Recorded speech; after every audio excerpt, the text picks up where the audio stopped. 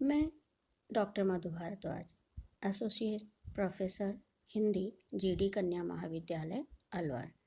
आज आप एमए पूर्वार्ध की आपकी कक्षा में प्रथम प्रश्न पत्र में निर्धारित सूरदास पर हमारा आज का व्याख्यान केंद्रित है और उसका शीर्षक है सूरदास में सहृदयता और उनका वाग वैदग्ध्य। हिंदी साहित्य के भक्तिकालीन कवियों में सूरदास का सर्वोपरि स्थान है। कृष्ण के अनन्य उपासक सूरदास के बारे में एक बहुत प्रसिद्ध उक्ति है, सूर सूर तुलसी शशि उडगन केशव दास, बाकी सब खद्योत सम जहत हैं करत प्रकाश। यानी सूर सूर्य के समान तेजस्वी और प्रखर हैं। सूरदास जी वैसे वात्सल्य के सम्राट माने जाते हैं, किंतु हम देखते हैं कि उनके काव्य में श्रृंगार रस हो या शांत रस हो, सभी क्षेत्रों में उन्होंने मर्म स्पर्शी चित्र प्रस्तुत किए हैं, जिन्हें देखकर एकाएक ऐसा विश्वास नहीं होता कि सूर जन्मांध थे, जैसा कि उनके बारे में कहा जाता है। यदि ऐसा था तब हम यही कहेंगे कि अंतः चक्षुओं से उन्हें वह शक्ति प्रदान थी कि उन्होंने जगत की सारी सूक्ष्म से सूक्ष्म दृश्य का भी अनुभव किया था। जैसा चित्रण उन्होंने किया वैसा उनके बाद का कोई भी कवि नहीं कर सका। या फिर ये भी कह सकते हैं कि सूरदास अपने जीवन के प्रारंभिक काल में आँखों के सुख को अनुभव कर चुके थे। सूरदास जी ने अपनी प्रकृति और रुचि के अनुरूप वात्सल्य और श्रृंगार के क्षेत्रों को चुना। यद्यपि उनके बारे में कुछ आलोचकों ने यह भी कहा कि सूर में तो प्रबंध काव्यत्व के निर्वाह की क्षमता ही नहीं थी, इसीलिए उन्होंने शैशव की सरलता और मातृत्व की मनोहारिता का चित्रण करना स्वीकार किया है। किंतु हम इस तर्क से पूरी तरह असहमति व्यक्त करते हैं। सूर के काव्य में श्रृंगार और वात्सल्य पर चर्चा करते हुए आगे बढ़ते हैं। सूरदास जी हिंदी साहित्य में श्रृंगार और वात्सल्य के सर्वश्रेष्ठ कवि हैं। श्री कृष्ण के जीवन के स्नेह सिक्त और मधुर मनोवैज्ञानिक उद्भावनाएं जैसी सूर ने की हैं, अन्यत्र तो दुर्लभ ही हैं। सूर सागर में उनका प्रत्येक पद स्वयं में अनूठा और अनुपम है और नितांत स्वाभाविक भी है। विशेष रूप से बाल लीला से जुड़े चित्रण तो हिंदी साहित्य में वो अपना सानी नहीं रखते। श्री कृष्ण का घुटनों के बल चलना, नवनीत चुराना, मटकी फोड़ना, बाल सुलभ हट करना, माँ यशोदा से बलराम की शिकायत करना, एक एक भाव और चित्र दर्शनीय है। घुटनों के बल चलते बाल कृष्ण का मणिमय आंगन में स्वयं के प्रतिबिंब को ही पकड़ने की चेष्टा करना, माँ ऐसा लगता है मानो स्वयं सूर उनके मन और मस्तिष्क में समाये हुए हों। किलकत कान घुटुरवन आवत, मणिमय कनक नंद के आंगन, मुख प्रतिबिंब पकड़िबे धावत। कितना स्वाभाविक चित्रण है। तो कहीं चांद को लेने की हट कर बैठना या उसे नवनीत समझकर चखने के लिए लालायित होना, जैसा कि कृष्ण के द्वारा सूरदास ने कहलवाया है, मैया मैं तो चंद खिलौना ले हूँ। और इसी प्रकार वो ये कहते हैं, लागी भूख चंद सो खे हो, देहु देहु ऋषि कर विरुझावत।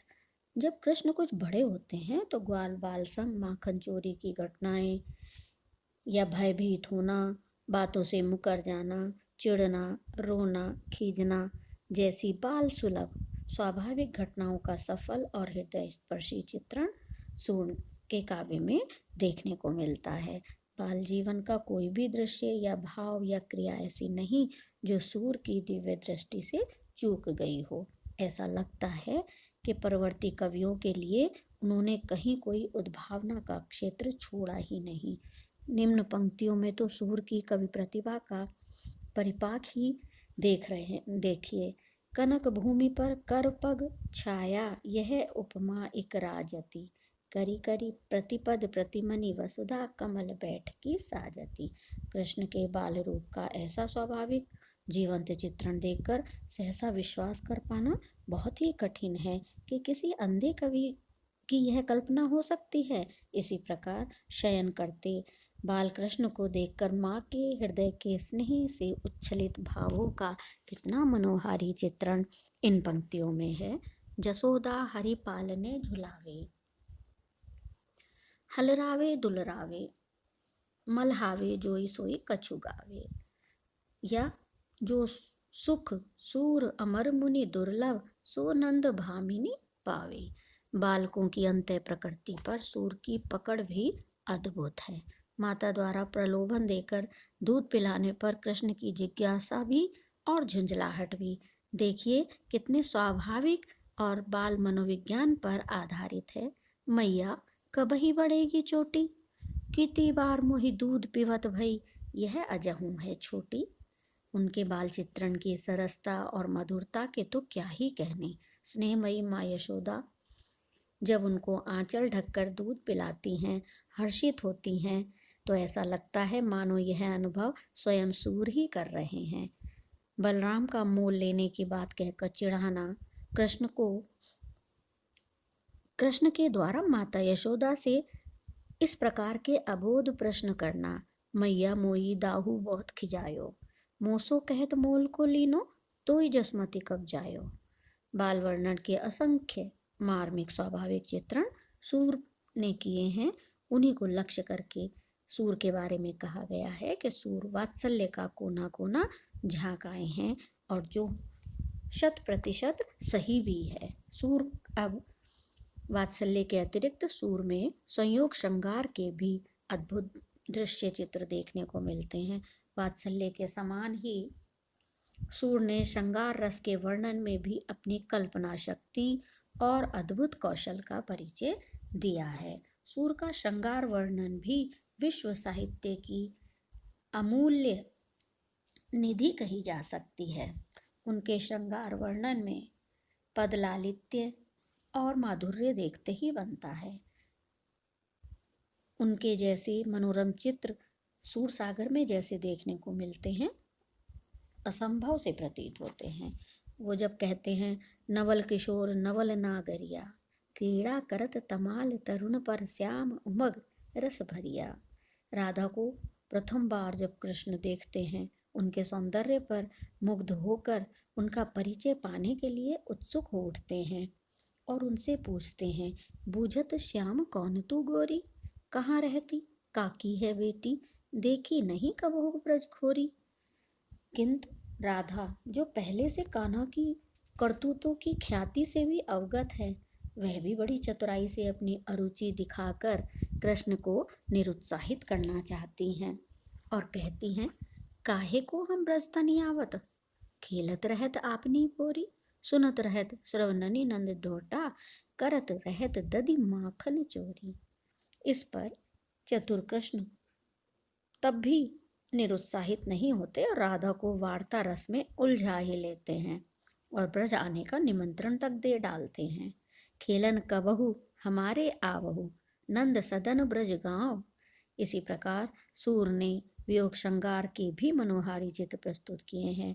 मथुरा गमन से व्यथित व्याकुल यशोदा अपनी मर्मांतक पीड़ा को भी शब्दों में बहा देती है और कहती है, सूरदास जी उनसे कहलवाते हैं, जसोदा बार बार यूं भाखे, है को ब्रज में हितू हमारो, चलत गोपाल ही राखे।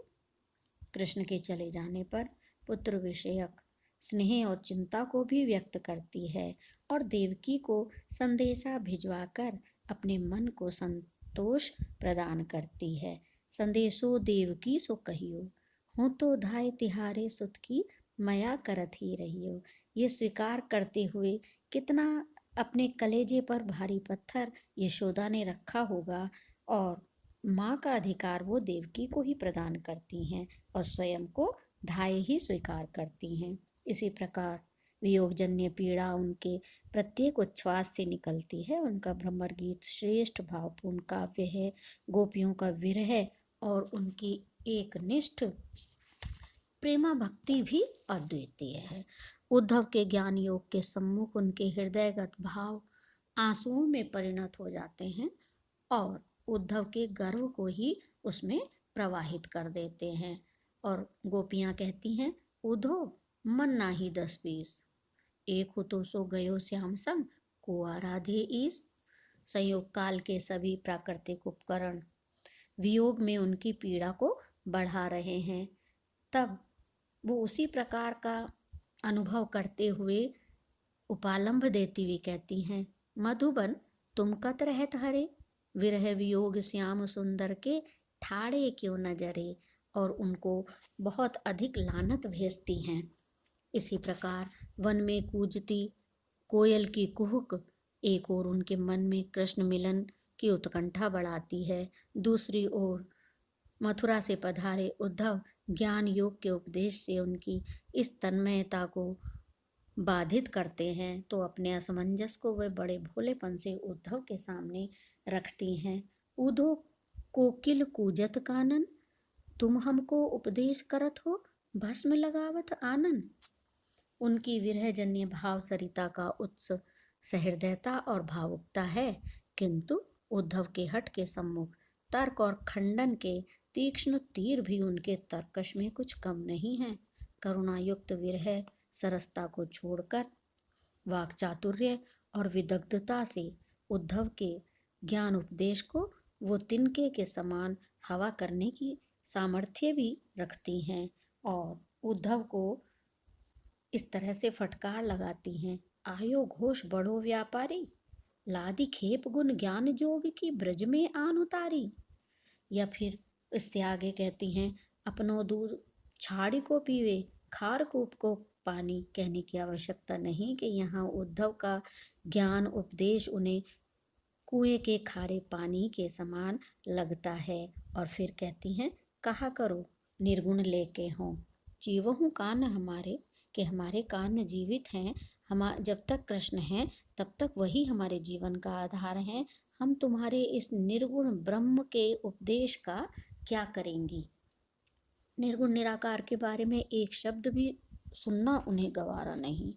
जैसे एक योद्धा के तर्कश में अलग अलग प्रभाव क्षमता के तीर होते हैं, ब्रह्मास्त्र भी है, अग्निबाण भी है, उसके अनुसार ही वैसे ही गोपियाँ तर्क व्यंग्य कटुक्ति के माध्यम से उद्धव को परास्त करने से पीछे नहीं हटती और कहती हैं, अटपटी बात तिहारी उद्धव, सुने सो ऐसी को है, हम अहीर अबला सठ मधुकर, तिन्हें जोग ना सोहे।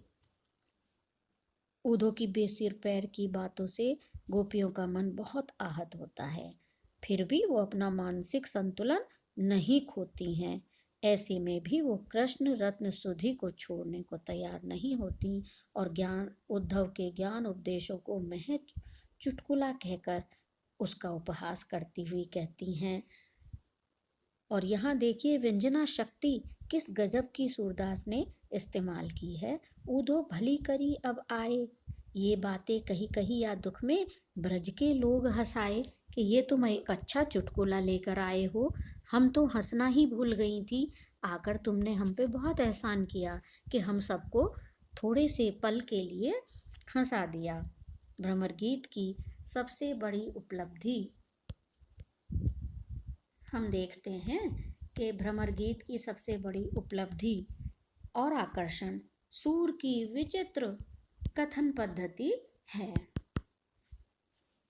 इस क्षेत्र में सूर को मानो महारत हासिल है। हम कह सकते हैं कि उनके काव्य की सरसता और माधुर्य के पीछे उनका उक्ति वैचित्र्य व कौशल ही तो है।